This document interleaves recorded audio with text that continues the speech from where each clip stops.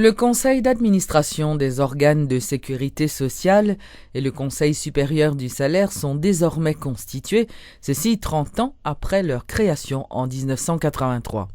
Le président Martelly et le ministre des Affaires sociales, Charles Jean-Jacques, ont procédé ce jeudi à la nomination officielle de 18 membres formant ces deux entités. Le CAOS et le CSS sont des outils qui permettront à l'État haïtien de mieux gérer les programmes de sécurité sociale et offrir un meilleur encadrement aux travailleurs haïtiens. Une autre étape franchie dans le cadre du processus de réforme du système de sécurité sociale haïtien. Le conseil d'administration des organes de sécurité sociale garantira une gestion transparente dans ce domaine. Créé par la loi du 28 novembre 1983, le CAOS se compose de 9 membres issus de 3 secteurs, l'État, le patronat et les syndicats.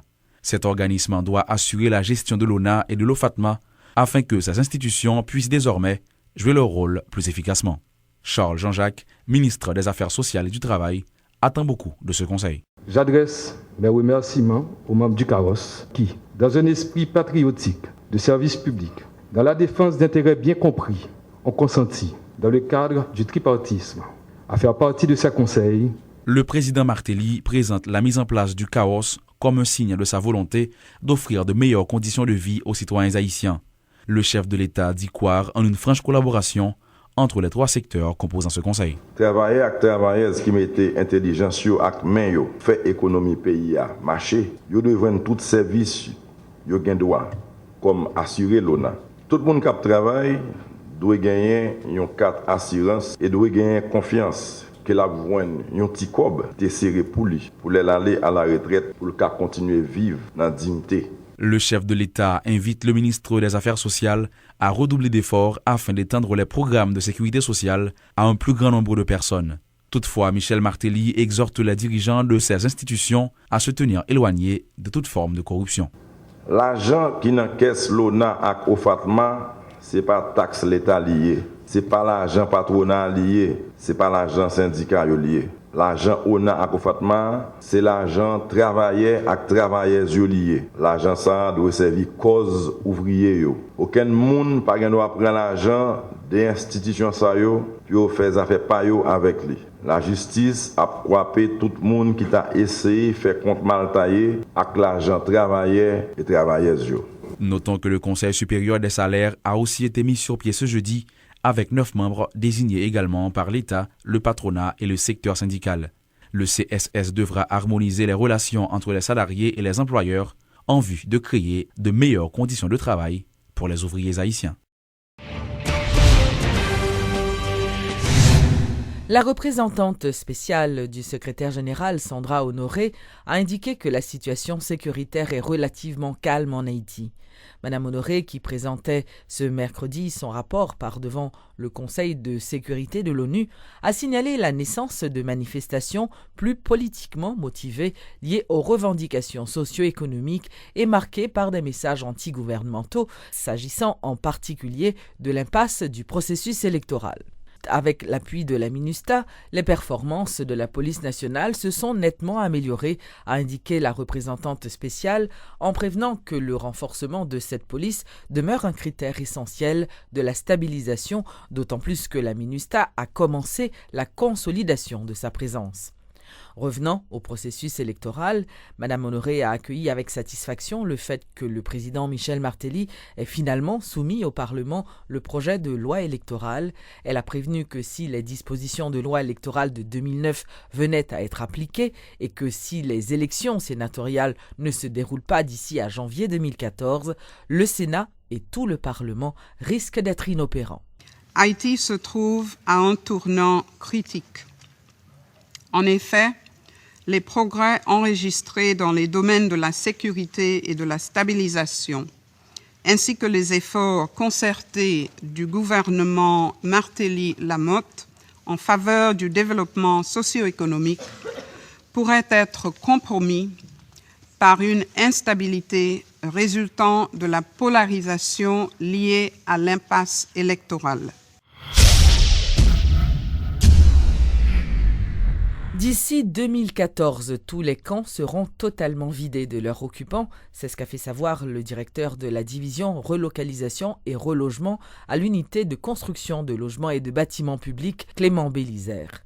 Le nombre de personnes vivant sous les tentes est passé aujourd'hui à près de 200 000 personnes, alors qu'elles étaient à 650 000 personnes en 2010.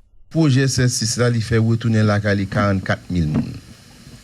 Mais aujourd'hui, l'un des commencé, nous étions à 650 000 personnes en battante, nous à 200 000.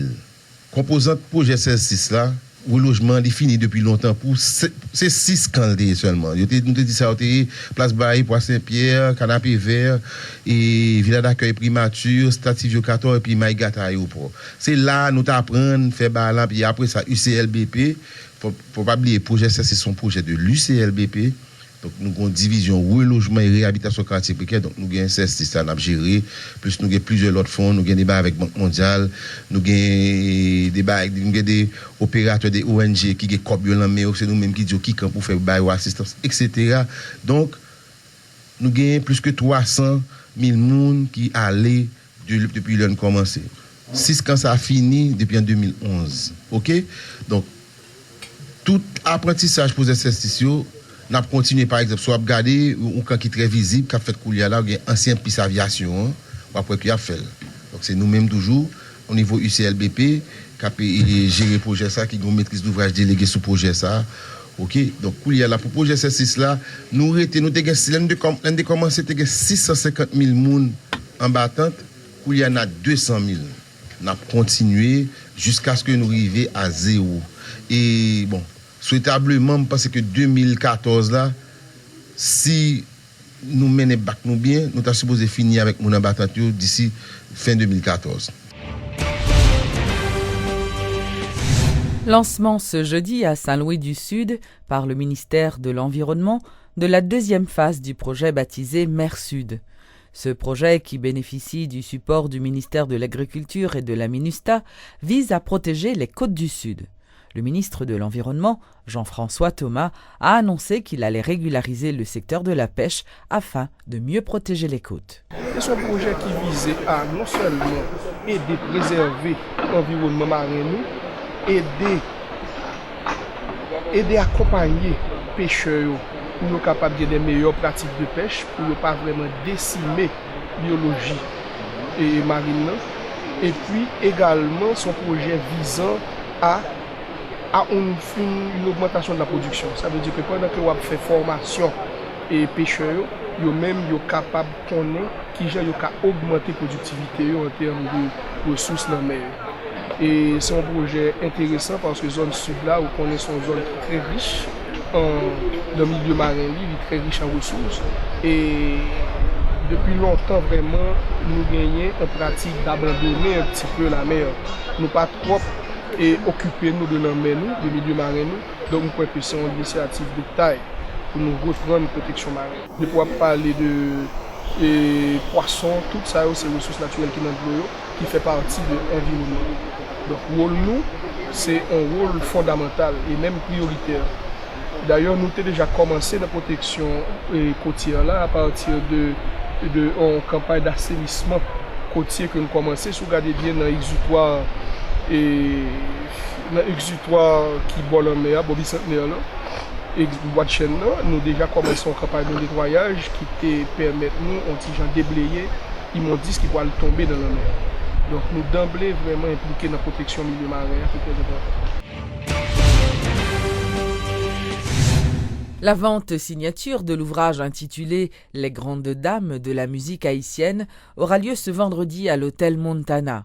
Ce livre, qui présente les voix féminines les plus importantes de la musique haïtienne, a été réalisé par la Fondation Haïti Jazz grâce à un financement du programme Arcade de l'Union européenne.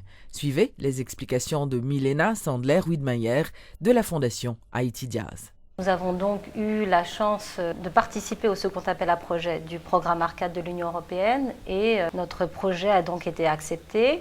Et parmi les projets que nous avons présentés, il y avait donc des objets dérivés, des produits que nous voulions créer et mettre en vente pour aider la Fondation Haïti Jazz, pour aider le festival de jazz, pour aider à nous autonomiser. Donc, un des projets qu'on avait, c'était de faire un livre, un beau livre, un coffee table book, comme on dit en anglais. D'abord, c'était sur la musique et on a vu l'ampleur du travail de faire un beau livre sur la musique haïtienne. Et alors, j'ai proposé, donc, peut-être, allons commencer par les dames. Eh bien, on trouve des documents d'archives, on trouve des photos, on trouve des portraits qui ont été écrits par Ralph Boncy, c'est donc l'auteur de ce livre, de 37 femmes qui ont compté et qui comptent dans la musique haïtienne aujourd'hui. Eh bien, on fait une vente signature, on invite bien sûr la presse à venir en tout début de soirée, et donc de 5h à 8h, on invite le public en général à venir se procurer le livre, et certaines des grandes dames, celles qui sont sur place, celles qui sont disponibles ce jour-là, et bien sûr l'auteur fait le voyage, donc Ralph Boncy sera là pour signer des exemplaires. Il y a les gens qui ont déjà acheté leur livre parce qu'ils se trouvent en librairie et dans plusieurs points de vente de la capitale, peuvent venir bien sûr avec leur livre le faire signer également. Donc on aura un cocktail et on invite les gens à venir nombreux au Montana. À l'hôtel Montana. Montana, vendredi. C'est un hommage et c'est aussi une présentation de la diversité aussi musicale que nous avons et tout ce travail que ces femmes-là ont accompli dans la musique. Donc c'est un peu des deux.